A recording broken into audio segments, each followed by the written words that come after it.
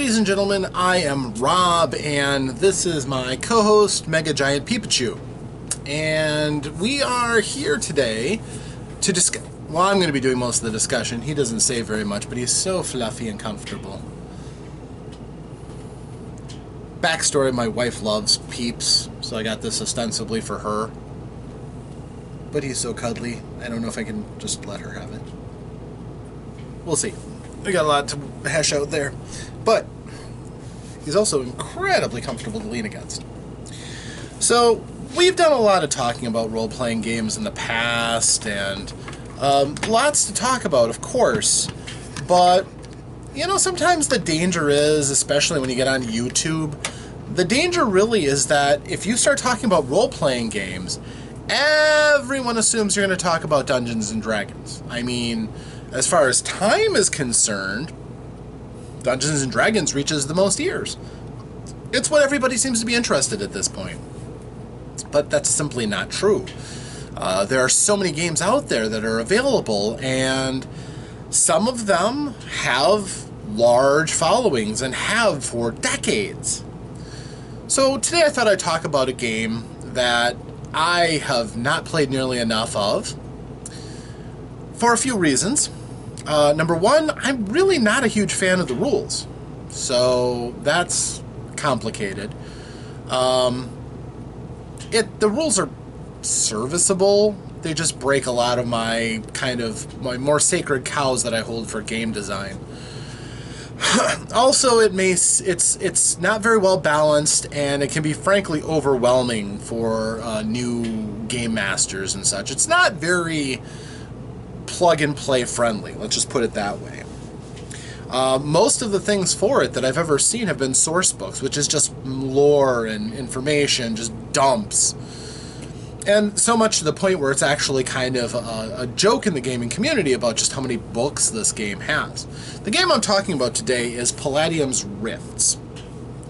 Now, as I said, I don't have a huge amount of experience because most game masters I know of kind of turn their nose up at Rifts.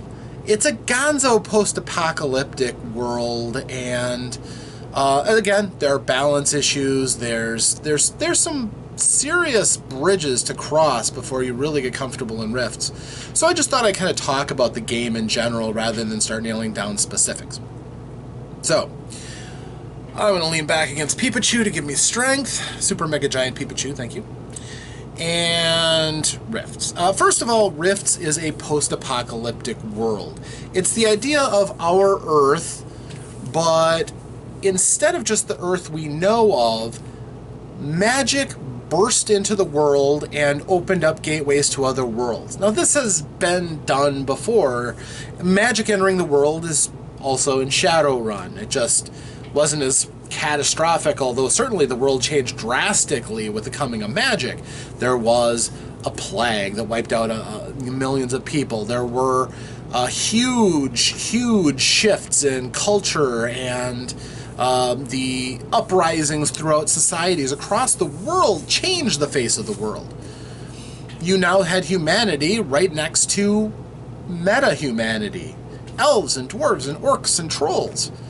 And they had to all get along. They didn't do it very well, but they all had to kind of eventually come to grips in the awakened world. Rifts is kind of that. It's got the high tech. Oh yes, definitely has high tech.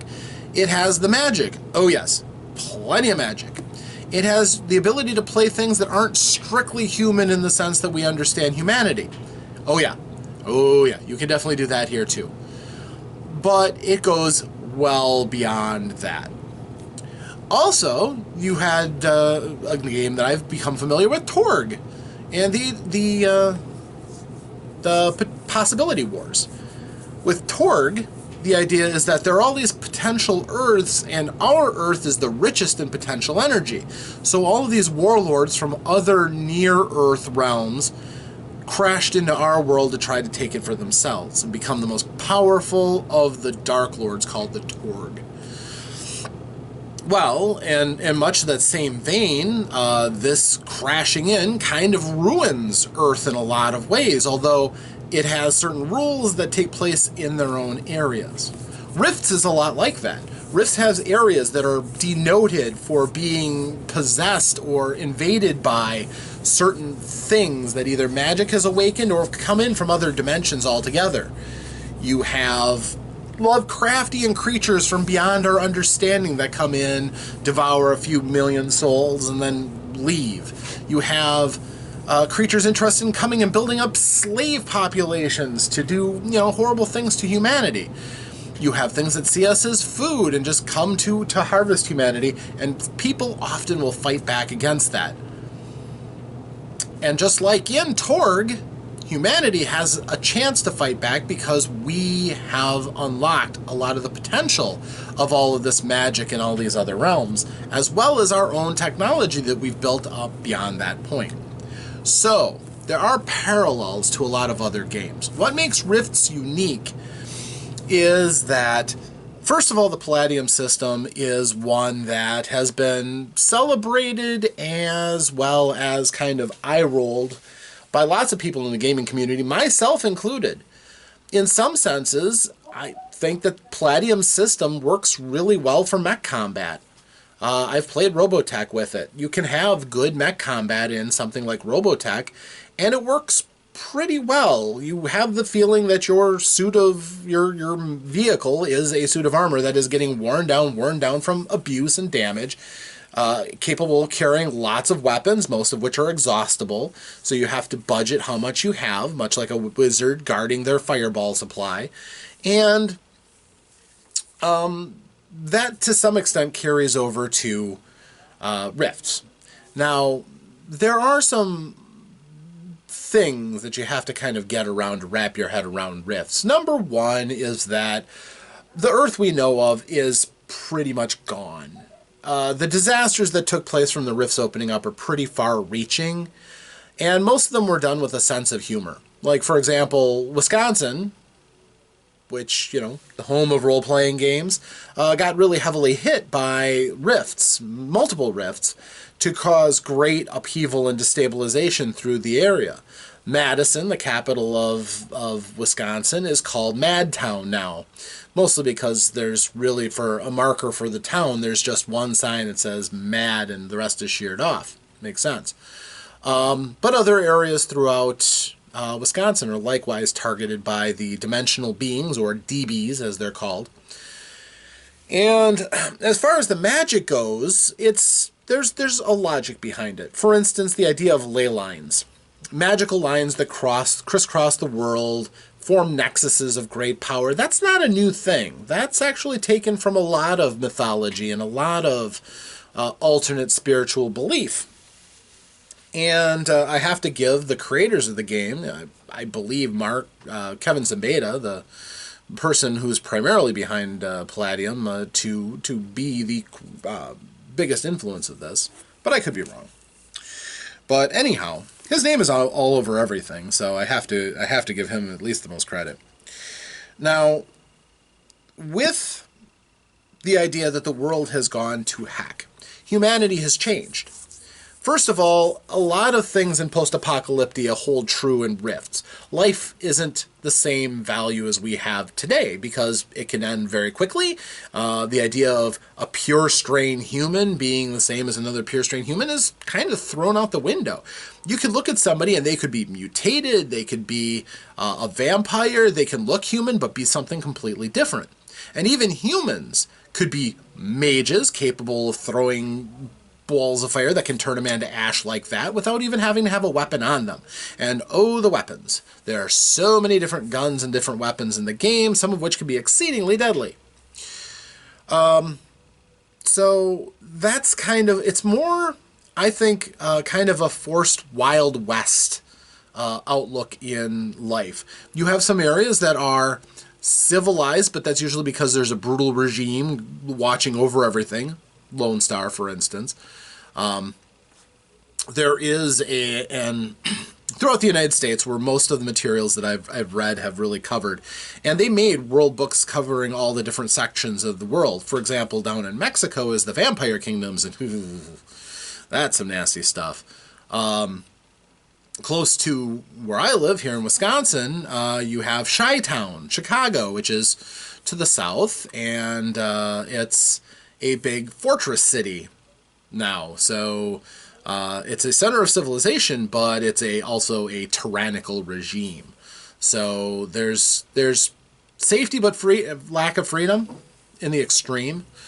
But also there's other places that are havens in the post-Rifts world, and some of them, for example, value magic, like where our adventures always seem to be centered around trying to get to or trying to protect Tolkien, which is a magic-friendly city and one with a strong individualistic spirit, where you don't judge your neighbors so much and everybody chips in to keep the place together, which is kind of a loosely held secret, but trying to stay away from Chi-Town's attentions.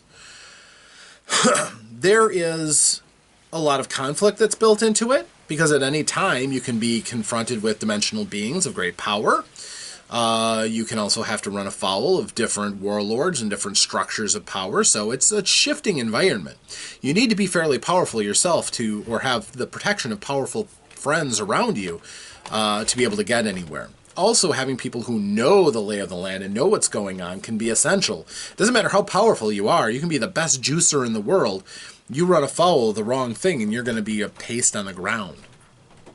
Now, and if you've got any experience with any Palladium games, you'll know that rather than having strict classes, well, it does have that. They're called occupational OCCs, occupational class and something.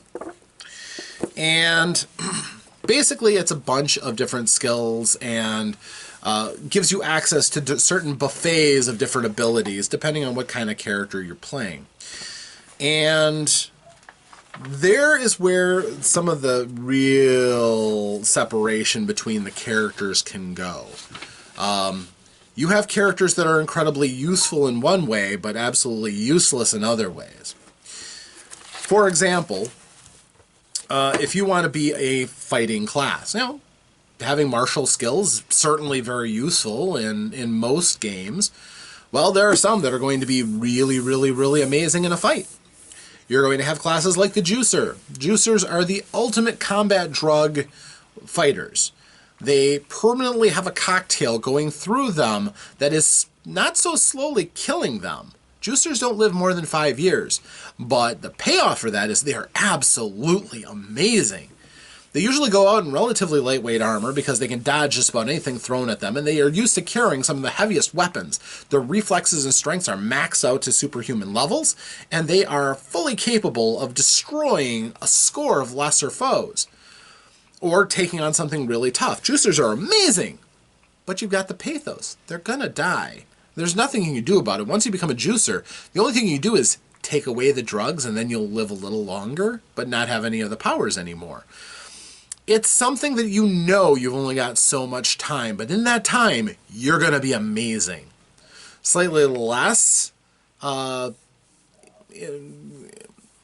nihilistic are the MOMs, or the crazies.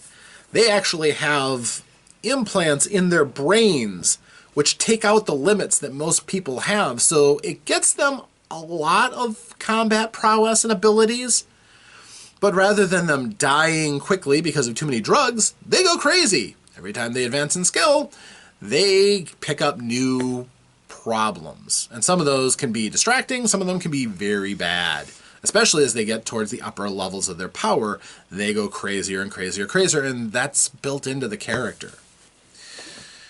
Of course, you have characters that are also into the magic. We were talking about magic. So you have wizards, you have ley line walkers, you have some very, very powerful wizards who can, absolutely melt a person in armor with a single spell. And then you have people who use a variety of lesser magics to get by, and they generally have advantages and disadvantages that can get them through pretty well. You also have psychics. Psionics is pretty popular when Rifts came out, and you have people who emphasize psychic abilities, mind melters and the like, who basically have powers similar to wizards, just a different expression of it, a different outlook. The rules are a little bit different, but for the most part, the outputs and things that they can do are similar. Along that path, well, there isn't a trope that I don't think hasn't been taken and used in Rifts at some point or another. They have Jedis. Oh, they're not called Jedis, they're called Cyber Knights. But they have laser swords and psychic powers. You do the math. But if you want to play one, you can have one, and they have that chivalric outlook and, you know, their own code of behavior, and if they can get close enough to hit you with their laser sword, you are in a lot of trouble. If you liked, for example, mech combat, oh, they've got a fun one in here called the Glitter Boy pilot. The Glitter Boy is a mech. It's not, you know, huge. It's, you know, reasonably moderate size. It's still big, and it is a mech. It actually has the biggest weapon in the game, the boom gun, which is this massive bazooka cannon that fits over their shoulder, drops down to in place, and they actually have to implant stakes into the ground from their heels so they don't knock themselves over with the force of their own gun. Here's the thing. You're in a post-apocalyptic world. What do you think the odds are you're going to be able to find reloads for that gun just lying around? What are the odds that you're going to be able to patch that armor so well? The Glitter Boys are called Glitter Boys because their armor is a special laser reflective, very beautiful set of shiny armor. But as you get shot up, will you be able to replace it with the stock stuff that you want ideally to have? Or as the campaign goes on, do you settle for less and less as your precious suit of armor gets chopped up more and more? There's not a lot of Glitter Boy pilots out there who are, by the time a campaign has gone on for any length of time, going to have their prized possession in peak form. But, you know, that's going to be one of the things you'll be constantly fighting uphill against, is scarcity of resources for that kind of a class. You'll be amazing at the beginning, and then after that, you're going to have to really work to keep that up.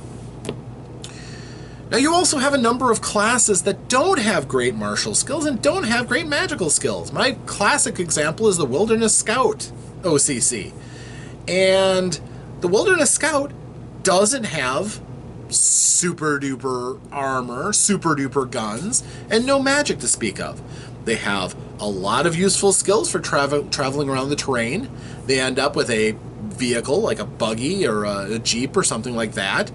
They have a suit of armor that can keep them alive in a fight. They have a gun which can damage large creatures and vehicles, but it's not amazing. It's going to be pretty good, but, you know, not something that's going to steal the thunder from your Glitter Boys, from your juicers. And wizards are likewise going to go, yeah, okay, it's cute. It's cute. So you really will, in many games, need somebody like a Wilderness Scout to get your group from point A to point B alive. But in terms of a fight, all these other classes are going to really outshine that class. The balance is all over the place. And without having to actually have the dichotomy of completely different worlds, the game maintains several spheres of influence in the game that really can be exclusionary.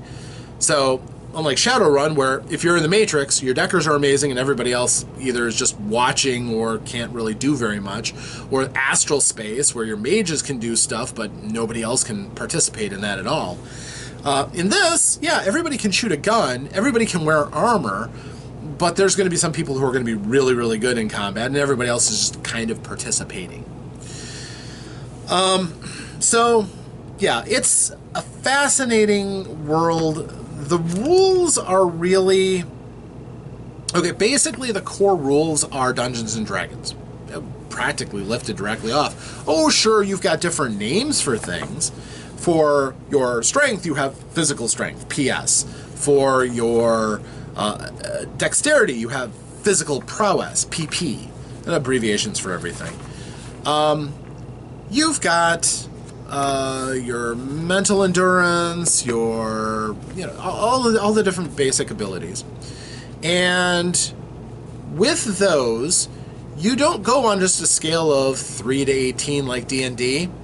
you have a chance of going higher. And quite honestly, again, the characters that are really going to stand out really usually end up having quite high stats. Because as you're building your character, it's kind of interesting. You roll for your stats initially, just like you do for a lot of other games. But then your OCC, your occupation, gives you access to certain skills and abilities. So you build up your skills. Some of those skills can actually reflect back and increase your attributes, which was always something that you would look for. Something like boxing that increases your toughness and your strength. Were just things, if you're making a fighting character, you would have all of these different abilities that would also help to boost your strength. That physical prowess was really important because it would increase your chances of dodging and it would increase your to-hit bonuses. And the difference between a character that rolled okay and a character that rolled great really climbed. If you had a fighting character with over a 20 in physical prowess, for instance, you were capable of some pretty crazy things next to a person who only rolled a 15 physical prowess, which isn't bad. But the scaling on the upper end was so much. If you remember Dungeons and Dragons back when exceptional strength was a thing, and you looked at a fighter who had a 17 strength as opposed to somebody who had an 1895 strength, huge difference, huge swing in probability on how good that person's going to be. And that's just how it was baked in. Same thing with this game.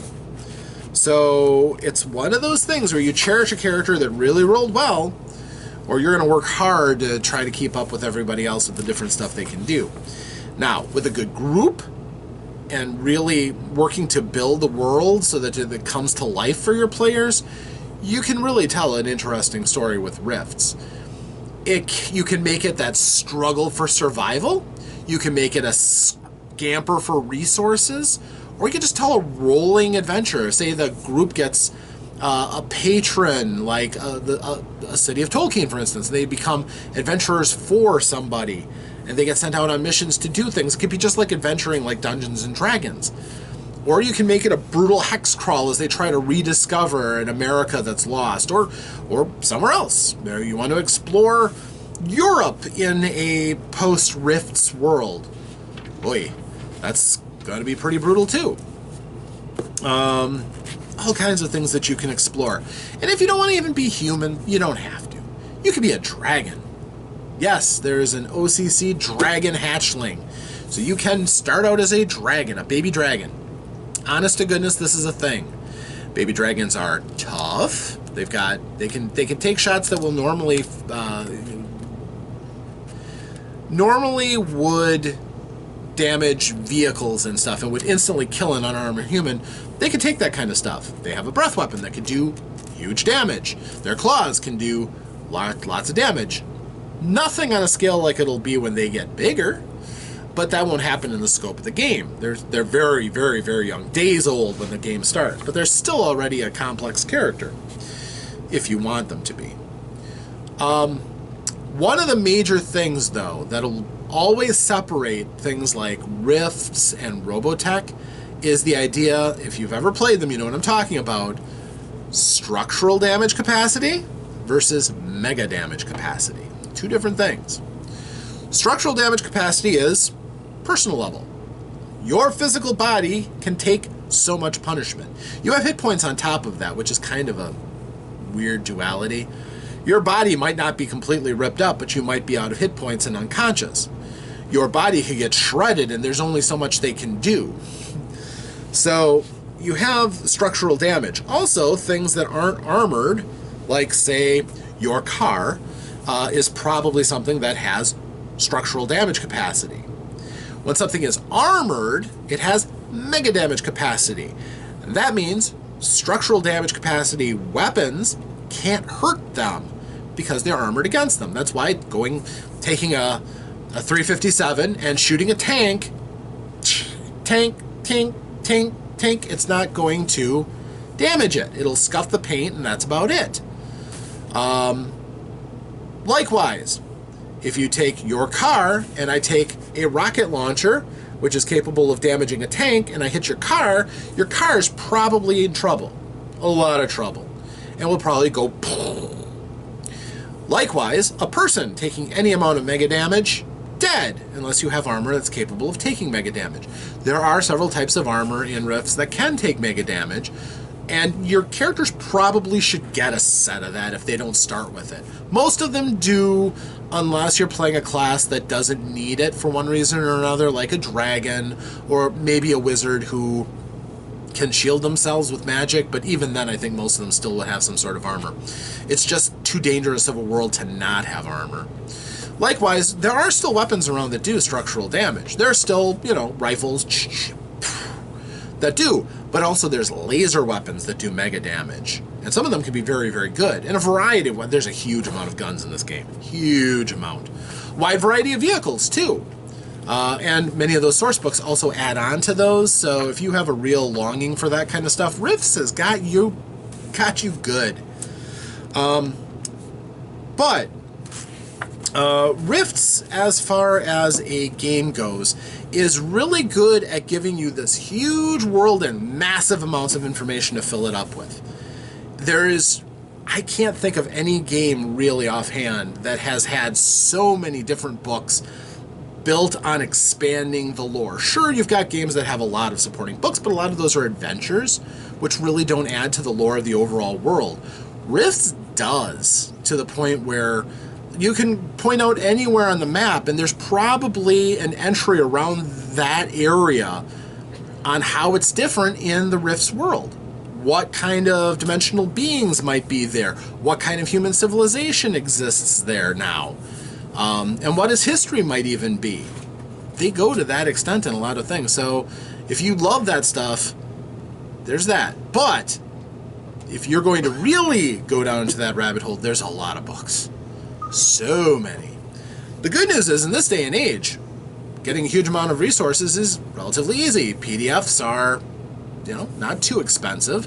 And a lot of those books really weren't all that terribly expensive, buying them one at a time. So there's a lot that's out there.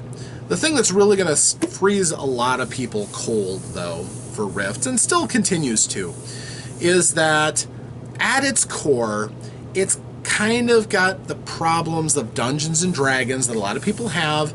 There are rigid classes. There are levels to go up. It is what it is. You either like that style system or you don't. Can't do much about that. You have experience that you get based on accomplishing goals, not just beating enemies, which is nice. As far as the mechanics of the game go, most of your statistics give bonuses, and really what defines your character are all the skills that your character knows, which is based on a percentile system. Yeah, combat is based on rolling a d20, much like Dungeons and Dragons, but everything else is based on skills, which is all percentile. Again, that's one of my pet peeves, is having two different systems married together. It doesn't always mesh like the gears of a clock. Sometimes it's a little awkward, and sometimes it can leave you're scratching your head going, why? But for the most part, it's serviceable. You can play this game. It's not something that contradicts itself or is broken. This has had a lot of time to smooth itself over. And again, like I said, it catches you wherever you want. If you want to play a Jedi, you can play a Cyber Knight. If you want to play somebody who's dealing with the problems of being less and less human, play a cyborg. That could give you an interesting experience. If you want to play somebody who's on the edge and has a ticking clock over their head, juicers are fantastic. If you want to play some doddering old professor who's just, like Henry Jones from Indiana Jones and the Last Crusade, where just kind of stumbles through with dumb luck and probably doesn't belong in the middle of adventure, but still ends up there. There's an OCC in here for playing an academic. So you can do all of this and have quite a bit of fun. If you feel like your game has to be balanced, though, and that there has to be something for everybody to do at every time, this isn't going to be your game. It really isn't. Yes, everybody can slap on a suit of power armor. Yes, everybody can pick up a gun, and your game master has a lot to say about what your overall experience is going to be like. But quite honestly, everybody kind of has to buy in and want to play this kind of a game. A crazy game in a crazy Earth that every time you get into a different experience, it might be something completely different. Something hideous and horrible that even your experienced adventurers are going to have to run away from or get crushed. Sometimes, laughable experiences that help to have a sense of humor. Sometimes you'll have things that require earnest role-playing. It depends on what your game master brings, but this game can do just about everything. I have long had a bit of a love-hate relationship with this game. I have often wanted to play it, but not really run it. But I do have to face the facts that if I'm ever going to get any real time in the Rifts universe, I'm probably going to have to run that game. It's just a matter of getting the right group that can all buy into a game and really kind of get into the world and find out what in the world is worth saving. Find out what the cost of surviving is. Figure out exactly how to stake your place in the world. Find out what your own worth is. And dang it, make the world around you recognize how cool you are. That could be a lot of fun. And I really think that at some point I'm going to be able to fall back in love with Rifts again. Now, I will say one other thing, too. I do have an alternate. Most of the complaints that I've had about Rifts that I've mentioned are systematic. I'm not a huge lover of the system, although I acknowledge that it does basically function for what it's supposed to be. But there's a Savage Worlds Rifts out there. All of this, but in Savage Worlds. And I've been hearing lots of good things about Savage World. I do intend to run it very soon. So maybe the fact that I have access to this and can mine this for information that I can put into a Savage Worlds Rift game, maybe. But to be fair, I really should go back and give another group a chance to tackle this system. A system that Kevin Simbeta and the folks at Palladium have been massaging and meticulously tweaking and working for decades now. I mean, there have been so many different versions, from Teenage Mutant Ninja Turtles and Other Strangeness, Robotech, Palladium Fantasy, Beyond the Supernatural. This is a system that's pretty rugged and has survived for a long, long time. Maybe I just have to give it another chance. But that is my fair assessment of the Rifts game. And yeah, eventually at some point, keep an eye on the state of the dungeon, and when I get to running a Rifts game, which I'm planning on this one, the year of the role-playing game where I get to try all these different games out, Rifts very likely will be one of the ones in that lineup. So I've got two choices right now. I've determined that I'm going to do one game that I don't like, just to see if I can connect with a different group and maybe find the joy in that game. It's Rifts, and it's Numenera. So let's see what it'll be. Will it be Kevin Simbeta's little psychotic love child? Or will it be Monty Cook's mad masterpiece? Don't know. We'll see. But that is a tale still in the telling, as my friend Alphinius Gu likes to say. So until next time, thank you. I'm Rob. This has been the Lair of OmnusI and Super Mega Pikachu! Until next time, thanks. And I'll see you.